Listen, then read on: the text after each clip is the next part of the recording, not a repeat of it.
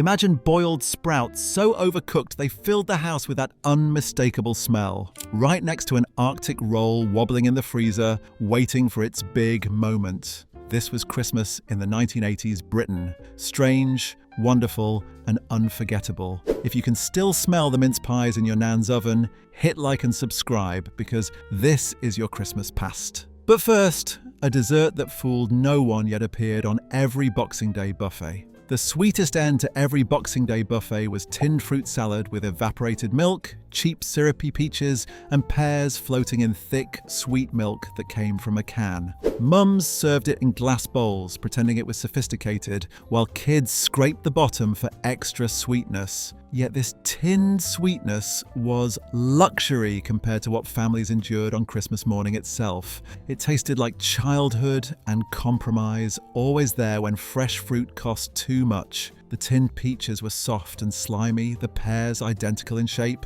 but children loved the thick, evaporated milk that coated everything. The strangest Christmas traditions were still waiting at the dinner table, dishes that promised more than they delivered. What came next was meant to be traditional, but often ended up more symbolic than edible. The most traditional finale to every Christmas meal was Christmas pudding, dense and dark after hours of steaming in a tea towel. Shop bought from Tesco or Sainsbury's, it sat there more as tradition than pleasure. The pudding may have been traditional, but Christmas morning brought far more immediate disappointments. Doused in brandy and set alight while children gasped at the blue flames. The inside was thick with raisins and suet, heavy enough to sink ships, and often more symbolic than enjoyed. Fathers carved ceremonial slices, mothers spooned on bird's custard, and most of it ended up wrapped in foil for weeks afterward.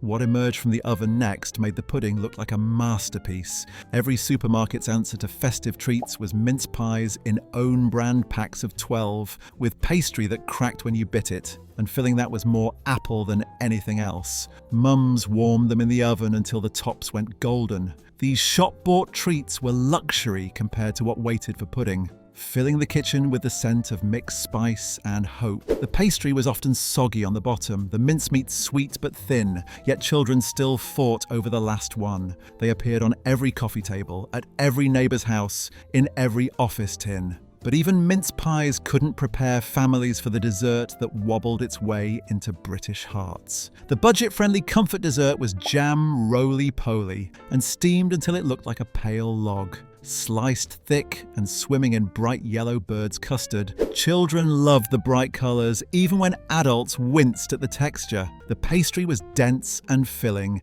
the jam sweet but sparse, and the custard covered everything in artificial vanilla glory. The next dessert made roly-poly look positively humble. Iceland's frozen architecture was walls Viennetta, sitting in the freezer like layers of vanilla ice cream and chocolate that looked impossibly elegant for something from a supermarket. Mums served it on the best plates, cutting through the ripples with a warm knife, while children marveled at the swirls. For many families, it was the most exotic dessert they'd see all year. It felt fancy but cost less than a tenner, the perfect compromise between showing off and staying within budget. The chocolate shards cracked when you bit them, and the ice cream was sweet and simple. Yet even Viennetta couldn't match the dessert that made children squeal with excitement. What came next from the frozen aisle was even more dramatic. The freezer section's chocolate fortress was Black Forest gateau, emerging like layers of sponge, cream, and cherries that had never seen Germany. Mums defrosted it overnight, decorating the top with extra cream from a tin and maraschino cherries that glowed like traffic lights. It promised sophistication but delivered something closer to a sweet industrial accident. The chocolate was sweet and artificial. The cream often split, but it looked impressive enough for special occasions. Children picked off the cherries first, leaving behind a soggy sponge and disappointment. But if this seemed elaborate, the next dessert was even more theatrical. Bird's Eye's frozen sophistication was Arctic Roll, a cylinder of vanilla ice cream wrapped in chocolate sponge that they marketed as the height of dessert elegance. It arrived at the table hard as concrete, requiring 10 minutes to soften before anyone could cut it without breaking the knife. Served on the best plates, it made every family feel like they were hosting a dinner party. The sponge was thin and slightly rubbery, the ice cream dense and sweet, but children loved the drama of slicing into something so perfectly round. While desserts impressed guests, the real magic happened with what looked like simple leftovers. Every glass bowl's layered masterpiece was trifle, appearing with tinned fruit, jelly, and sponge fingers topped with dream topping that came from a packet and tasted like sweet air. Mums assembled them the night before, spooning in peaches and pears from heavy syrup. Children loved digging through the layers, hunting for the best bits of fruit hidden at the bottom, adding strawberry jelly that never quite set properly. The custard was birds, thick and yellow, and the cream substitute floated on top like edible foam. But while the trifle looked impressive, the next starter was far more embarrassing. The cheapest starter money could buy was egg mayonnaise, sitting on plates like pale golf balls, hard-boiled eggs halved and topped with Hellmann's from a jar, garnished with a sprinkle of paprika that fooled no one. It was the cheapest starter money could buy, filling enough to stretch the meal. Children poked at it suspiciously while adults forced polite smiles, but uninspiring enough to make guests wonder what came next. The eggs were often overcooked, the yolk chalky and grey around the edges, but it looked sophisticated enough for special occasions. More creative appetizers were waiting on the buffet table. What appeared next made egg mayonnaise look like fine dining. Every party's tiny battlefield was cheese and pineapple on cocktail sticks, transforming the dining table with chunks of cheddar and tinned pineapple stabbed through foil-wrapped potatoes that looked like hedgehogs. Every party had them, every buffet featured them. Mums spent ages arranging them just right, creating edible sculptures that lasted exactly 5 minutes once guests arrived. And every child tried to eat only the pineapple while leaving the cheese behind. The combination was sweet and salty, exotic and familiar, turning simple ingredients into something that felt sophisticated. But even these party favorites couldn't match the condiment that divided every dinner table. The test of every dinner table character was Branston pickle, appearing alongside cold turkey and ham, a chunky brown relish that split every family down the middle between love and hate. The jar sat on the table like a test of character, filled with vegetables suspended in thick, tangy sauce.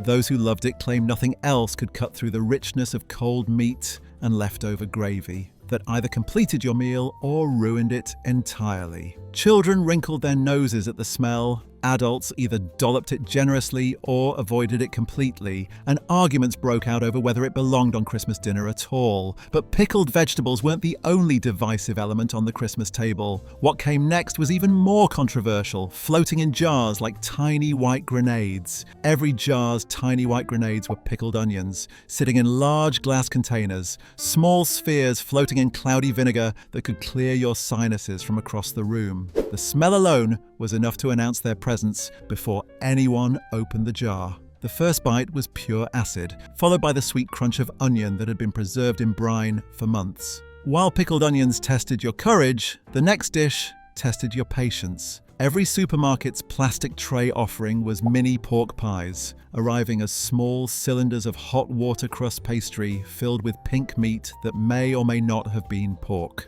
Adults ate them because they were there, not because they particularly wanted to. But children grabbed them anyway because they looked substantial. The pastry was often soggy, the filling salty and dense, but they felt like proper food in a sea of party snacks. But if pork pies seemed questionable, what emerged from the freezer next was even more mysterious. Iceland's mystery meat tubes were frozen party sausage rolls, coming in boxes from Findus or Bayum, small pastry cylinders filled with unknown contents that turned golden in the oven and greasy on the plate. Mums bought them by the dozen, heating them until the pastry flaked and the filling bubbled. Children bit into them hopefully, adults ate them resignedly, and everyone wondered what exactly was inside the pastry. They were never quite hot enough in the middle, never quite crispy enough on the outside, but they disappeared from plates anyway. While frozen convenience dominated the buffet, the main course brought its own compromises. The Value Ranger's pink protein was cheap sausages or chipolatas lying on plates like pale logs, often not wrapped in bacon because that cost extra money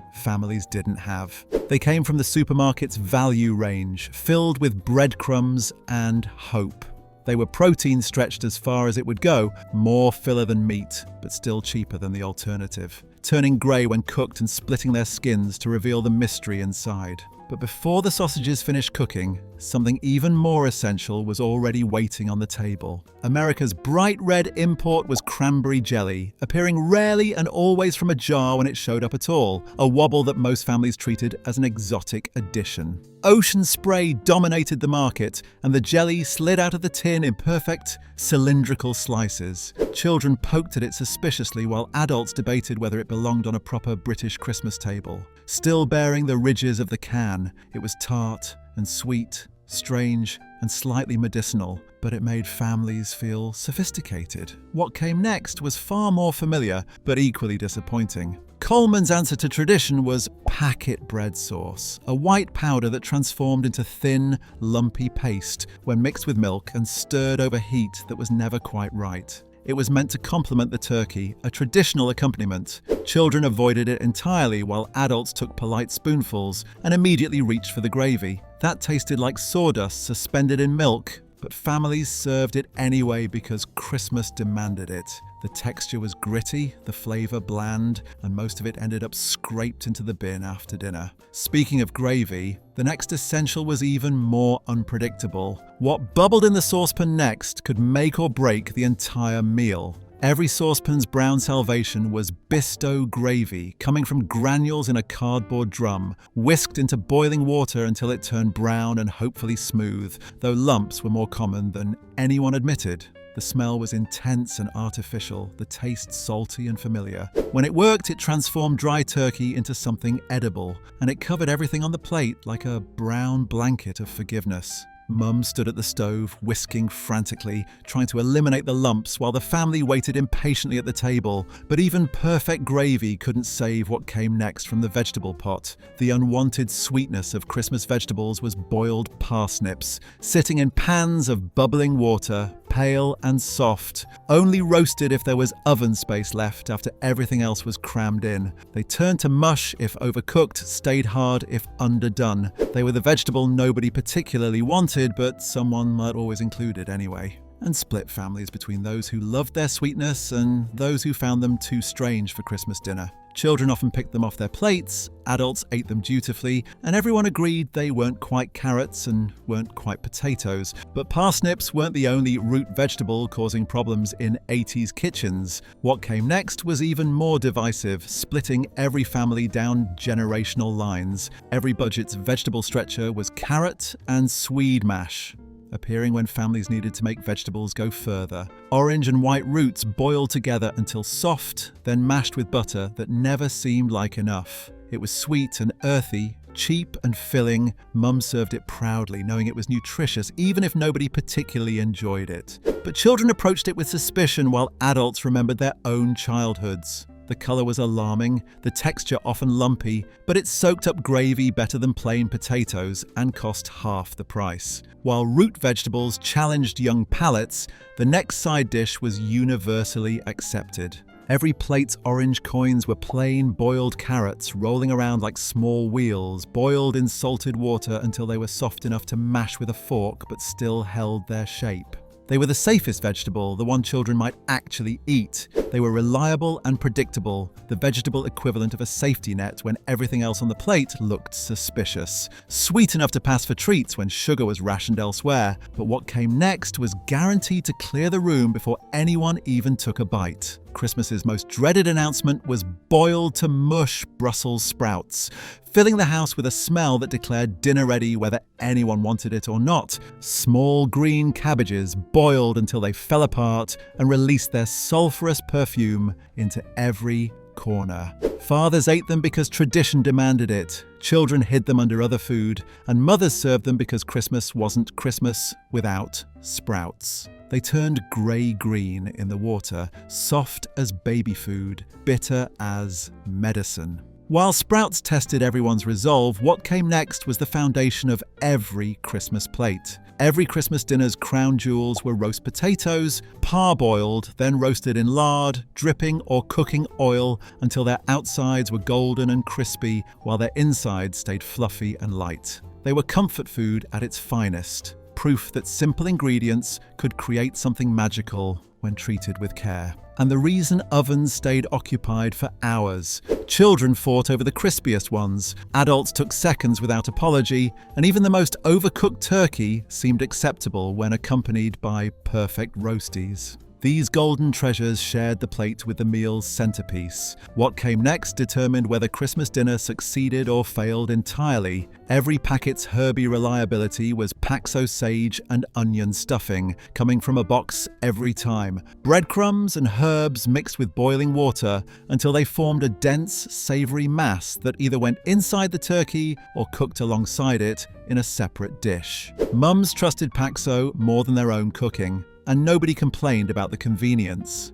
The smell was intensely savory, the texture firm and satisfying, and children often preferred it to the meat itself. But stuffing was just the supporting act for the real star of Christmas dinner. Every Christmas table's golden centerpiece was roast turkey or chicken, sitting magnificent if you were lucky, pale and dry if you weren't, the difference usually determined by how much money families had stretched for the occasion. Turkey appeared when budgets allowed, chicken when they didn't, both stuffed with Paxo and roasted until the skin crackled. It wasn't always perfect, but it was always the heart of the meal, the dish that turned ordinary December Sundays into Christmas Day, and the kitchen filled with the smell of proper Christmas dinner. Fathers carved ceremonially while children watched in anticipation. Mothers held their breath hoping it wasn't overcooked, and everyone agreed this was what Christmas tasted like. Whether it was turkey or chicken, it carried the weight of tradition and the hope of celebration. These weren't just meals, they were 80s Britain on a plate.